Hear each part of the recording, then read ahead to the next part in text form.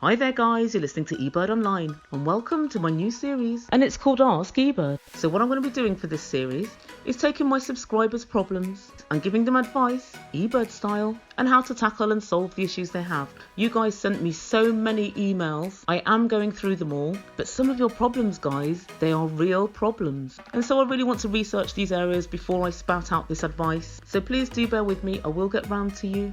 And so today we're going to be tackling the age-old problem of how to end a friendship. And a lot of you guys emailed in about this. And I think at some point or other, we've all been there. What can we say? What can we do? How do you get rid of someone? So today I'm going to break down exactly how. And sometimes it's difficult to work out how to make sure the person actually hears the message. I no longer want to have a relationship with you. Sometimes we do it provisionally. So we say provisionally, F right off. But if I change my mind, I'll be sure to let you know.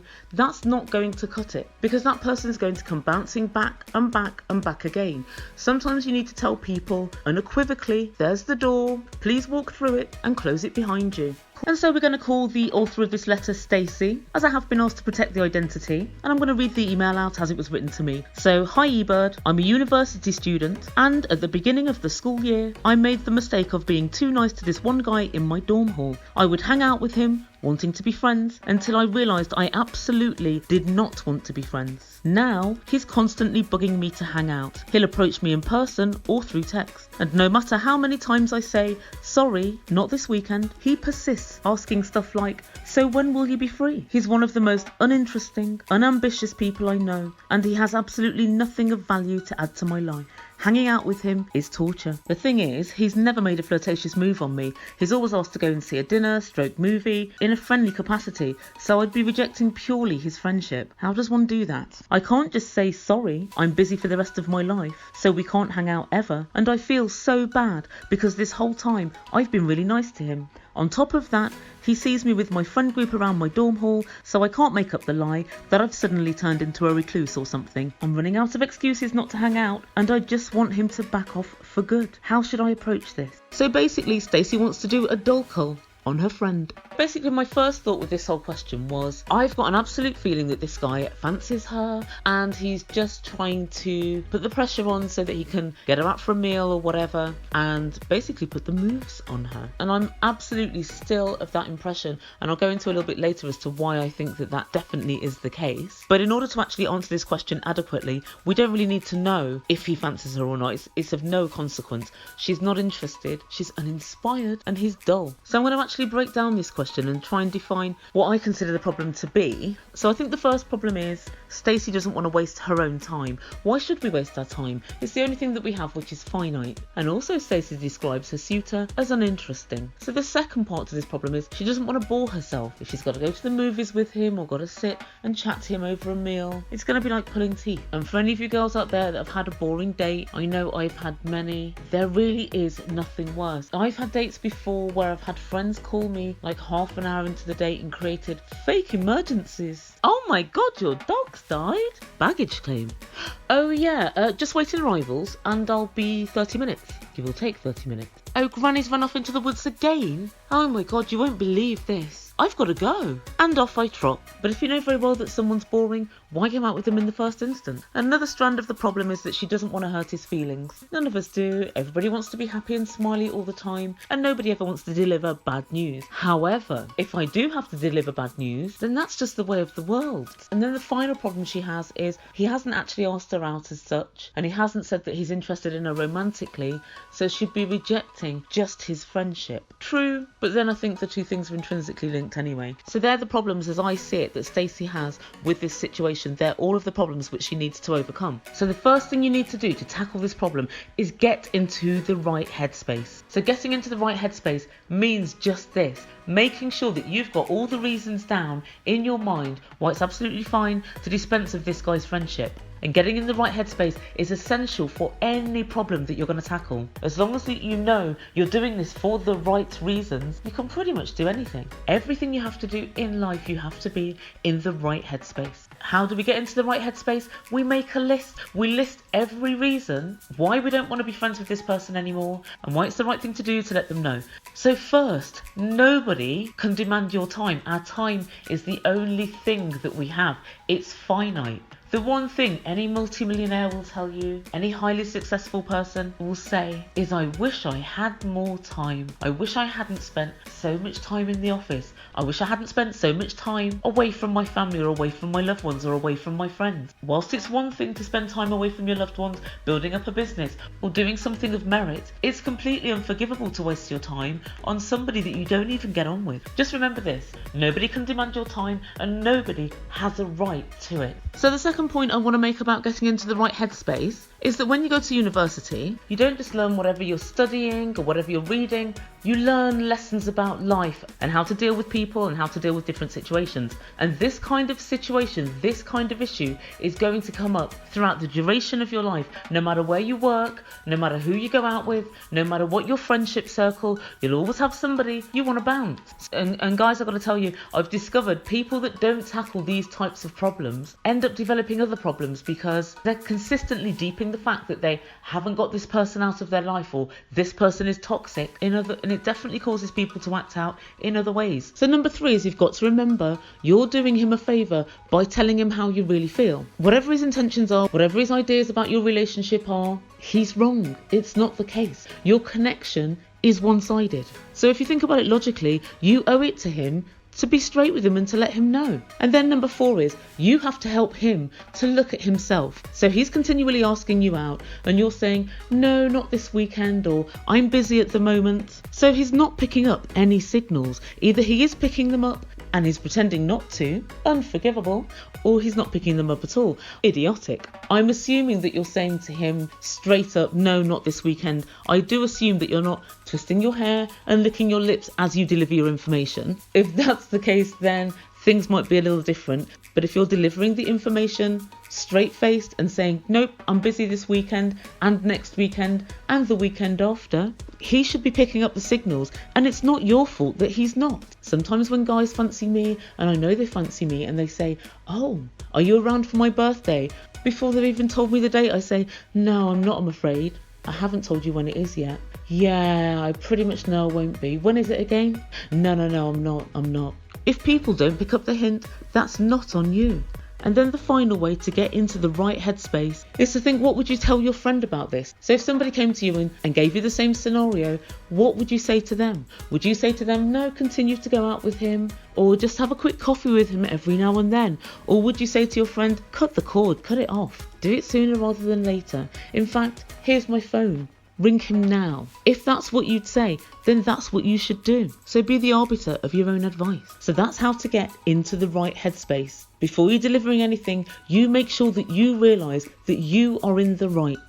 So finally we get on to how to drop the bomb. So most of us would use a quite standard way to cut off a friendship, and that is to peter the friendship out. However, if the person isn't taking the hint, you're going to have to go route 1, and that is cutting the cord and letting the person know. There are many different ways you can do it. So you can do it face to face, you can do it over the phone, you can do it by text, you can do it by a phone call. I'm going to run over how to do it via phone, and I'm also going to run over how to do it face to face. So first up, by phone. So this is if you're feeling pretty weak. One benefit of doing it by phone is that you can have all your notes in front of you so that you don't go off topic. But one great way that you can set things up prior to your chat is to unfriend them on Facebook, Insta, Twitter, whatever you're on. Make sure you're no longer following them. That will give them the first hint that you mean business. So if you're planning to do it by phone, wait until he either texts you or rings you to ask you out, and then hit him with it. That way, you'll be completely ready, and if he is planning on emotionally manipulating you, he's probably not going to be ready.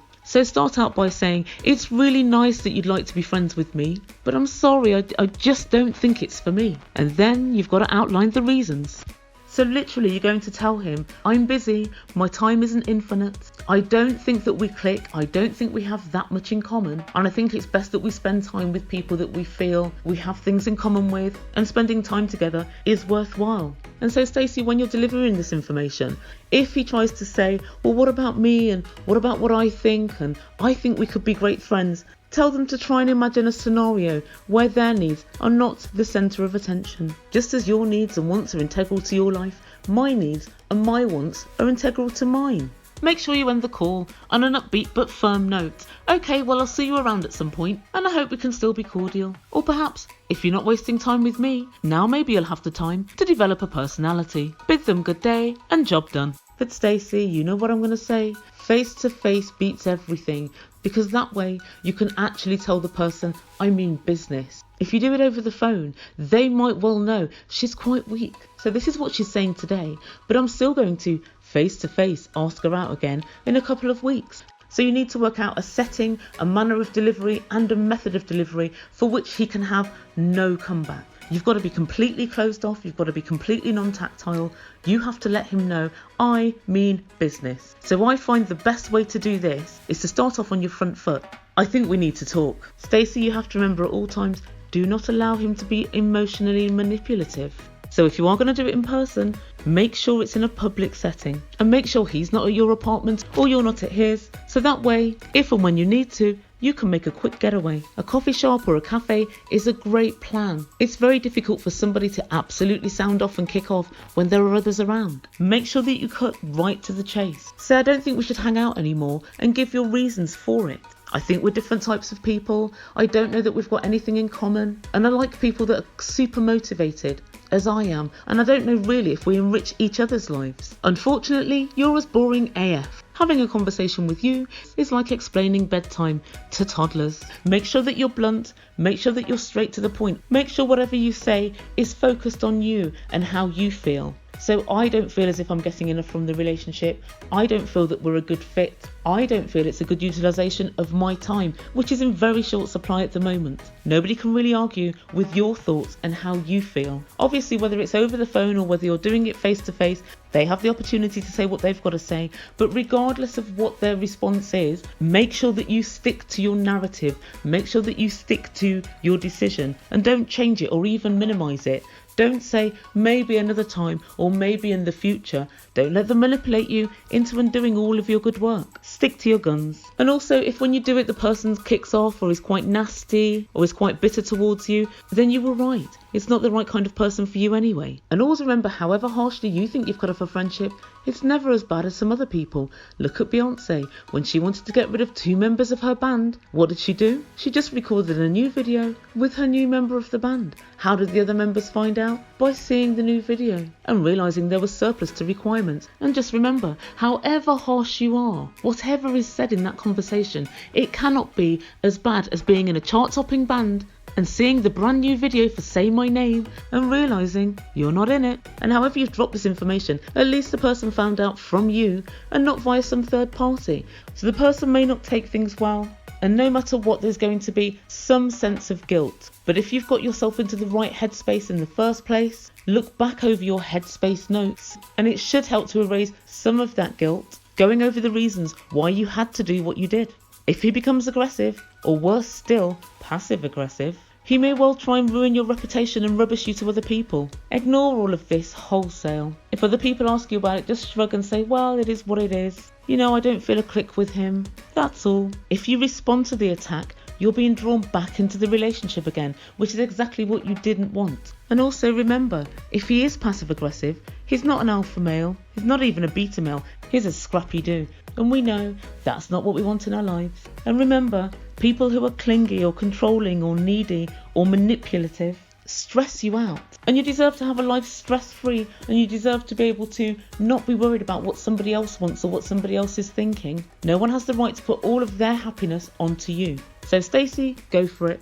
You've tried the soft approach already. You've tried phasing him out already. It hasn't worked. So now we're going to go for approach number 2, and we're going to cut the cord face to face or via the phone. You've been left no choice, but there's one thing for sure. At least when it's done, you know it's done. Afterwards, you may well get the feeling that you've been a little shitty. But just remember, you were forced into this. You were happy to peter the friendship out and to just let it naturally fade. But you weren't given that option because the person kept on coming back. So you had to do what you did. Of course he wants to be friends with you. You're fantastic. You're wonderful. You're one of my subscribers, so I'm guessing you are. So just remember, it's not your fault. You were forced into this position, and so don't allow somebody to emotionally manipulate you into feeling bad about telling them the truth because they didn't allow you to do it in any other way. And guys, just to let you know that the Ebird practices what she preaches, I'm going to do a slightly different take on ridding yourself of a toxic friend, and it's via social media, so it is very like doing it on the phone, but unfortunately for the other person, they have no right to reply. So I just want to send a message to Vivian Richards, and I want to tell you I no longer want you in my life. I find you to be a toxic influence. You purchase fake bags from eBay and pretend that they're real. You lie, lots and lots. You said you used to be a model for Storm Model Management, but Vivian, you're 5'6", and I've never ever seen any of the photos. And you also lie about your educational attainment. Vivian, I don't know anybody that did A-levels in maths, English, French and science. Science? You do not get an A-level in science, Vivian. And finally, on my 30th birthday, I found out that you decided not to come to Stockholm with me and all the girls. You took the opportunity to hang out with a brand new guy that you'd met. And when I add all these things together, it makes me realise I no longer want to be friends with you. Adios, Vivian. Enjoy the rest of your life. So you see, Stacey, it can really just be as easy as that. You list your reasons, get yourself in the zone, and deliver. Aim and fire. So long, Viv. See? So that's everything for my advice. I hope this has been some sort of help to you. Stacey, please email me back and let me know how it went. If it didn't go according to plan, don't worry, write again and I'll try and respond again. If you haven't done it already, please subscribe to my channel and don't forget to follow me on Twitter at Ebird99. If you have a problem you'd like the Ebird's help with, ask Ebird. Send your problems in to ebirdonline9@gmail.com. That's ebirdonline9@gmail.com. You've been listening to Ebird Online. Ciao for now.